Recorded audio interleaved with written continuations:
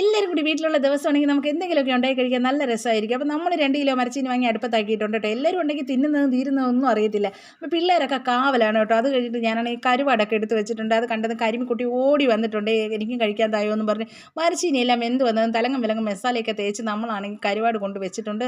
നല്ല തീ കത്തുന്ന അടുപ്പിലോട്ട് നല്ല അടിപൊളിയായിട്ട് എണ്ണയൊക്കെ ഒഴിച്ച് അതിലേക്ക് നമ്മുടെ മസാല പുരട്ടി വെച്ചിരിക്കുന്ന കരുവാട് എടുത്തങ്ങ് ഇട്ട് കൊടുത്തു. നല്ലപോലെ വെന്ത് വന്നപ്പോൾ അവനെ അങ്ങോട്ട് മറിച്ചിട്ടു. അതിനുശേഷം ഒരു ഇല നല്ല വലുത് നോക്കി വെട്ടി എടുത്തുകൊണ്ട് വന്നു. പിന്നെ ഉള്ളത് ഉള്ളിച്ചമ്മന്തിയാണ്. മുളകിട്ടു, ഉള്ളിയിട്ടു, പുളിയിട്ടു, അങ്ങനെ ചതച്ച് വാരി എടുത്തിട്ടുണ്ട്. അതിലേക്ക് കുറച്ച് വെളിച്ചെണ്ണയും കൂടെ ഒഴിച്ച് നല്ലോണം ഒന്ന് സെറ്റാക്കിയിട്ട് ഒന്ന് ടേസ്റ്റ് ചെയ്യാനായിട്ട് ആദിലിനെ വിളിച്ചിട്ടുണ്ട്. ആദിൽക്കുട്ടൻ വന്ന് ടേസ്റ്റ് ചെയ്ത് ഫസ്റ്റ് ക്ലാസ് എന്ന് മറുപടിയും തന്നു.